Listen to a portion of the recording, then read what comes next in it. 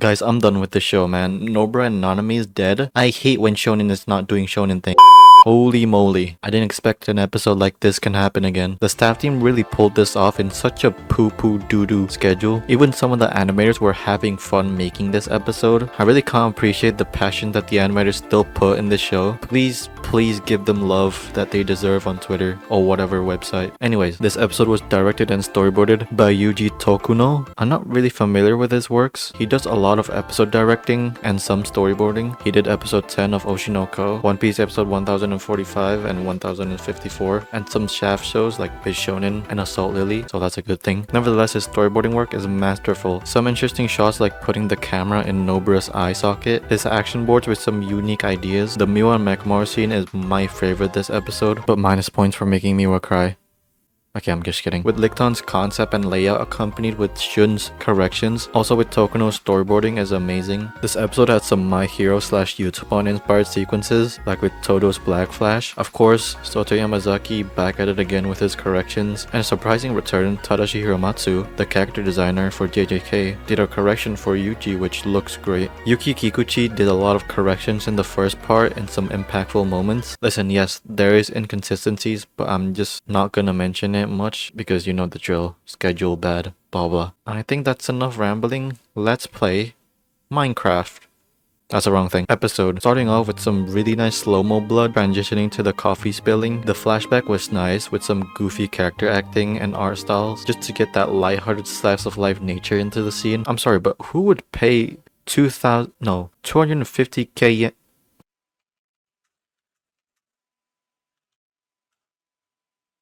1.7k dollars to buy a white shirt. The bright saturated color then hard cut to a tone death coloring because Nobra is dead with some intricate storyboarding. Masterclass character acting by Dorian Kulo. He usually does mostly action in JJK, but my god, this is beautiful. The attention to detail in the mouth and eye moving, so fluid, with Kagenashi accompanied with some messy line work. You know, when I watched this episode, it really felt like very new gen-y style of Sakuga, because most of the highlight is by new upcoming animators, or Twitter Kaisen. Benjamin Foray did Mahito's Black Flash. His drawings is also so strong, like the close-up on Mahito's face with a lot of line work, and the purple compositing does it justice too, with like a little flare at the eye. The slow-mo adds such an impact to the punch. Impact frames for the Black Flash. I really love Black Flash's impact frames. Again, good action scenes, and the drawings are very consistent and strong too. The impact of the kick and punches is very well conveyed with heavy smearing. Again, storyboards keep switching and correlating with the things Mahito is talking about, which was the war. By the way, Mahito's voice actor went in for this episode. Same with Itadori's VA. Done in corrections by Tadashi Hiromatsu. Todo's entrance by Dorian Kulo. Again, done in ones. You can see he's still pretty restricted because of time, but to pull off something like this is crazy. And Todo's close-up, which is one-to-one with the manga art style. Cool that Dorian did that. You know, rather than saying we are the exception, Todo should said like we are the special.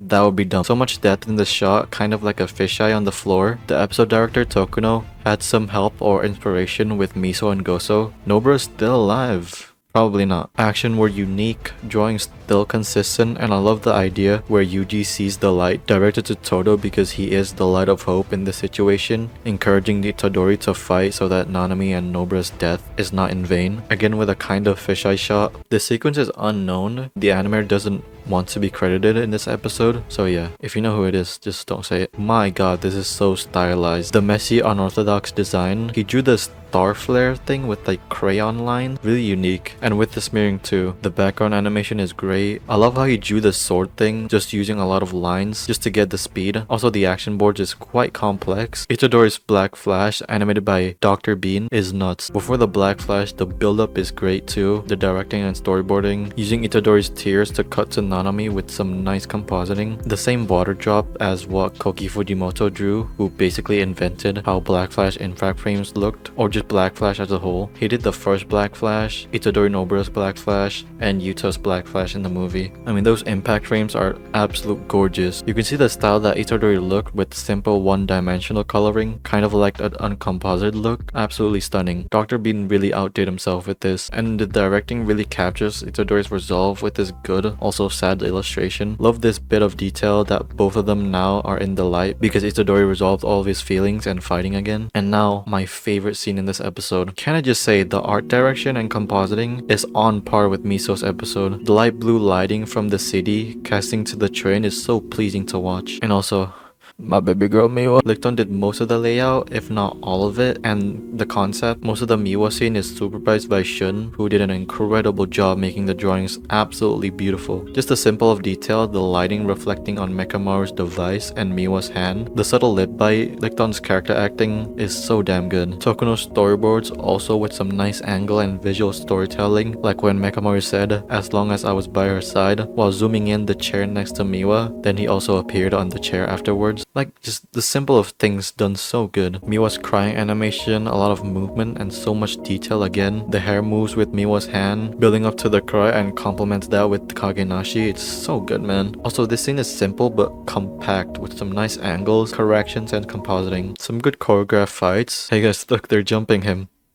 Laugh guys. This is very Utapon inspired with the character turning into a ball and cubic debris. How Kurosaki smokes is so nice, just makes me want to cut. The color scheme changing a lot in this fight. It's really interesting so that it feels fresh every time. Again, interesting style with Nobura's drawings. The train was good and nothing special, although the inside of the train looked but it didn't last long. Nice background animation and action boards. And now the Bazunga scene, animated by Kohei Hirota, and Soto Yamazaki basically corrected all of Todo's Black Flash scenes. Like, there's so much correction. The Utapon influence is so obvious. Impact frames that is not used for impact. The streak lines on the floor and on the effects, very similar to Nakamura's Ida scene. Some of the most wild ideas that Nakamura does is present. The curse energy slowly changing colors looks so nice. The compositing, so much colors is in this scene. The galaxy-esque background, the amazing shading work thanks to Yamazaki. The stars effect, I don't know, so random but so beautiful to look at. I don't know what to say about this flashing images. Todo's idol, I forgot her name, pushed him to do his Black Flash. A lot of ghosting and dimming. I mean, what can you do? Some nice impact frames in there and the kick is so good. Some staff were also a bit decisive about the overly colored scene for Todo's Black Flash. The still colored manga panels was a nice idea and composited very nicely too for it. Also drawn by Yamazaki,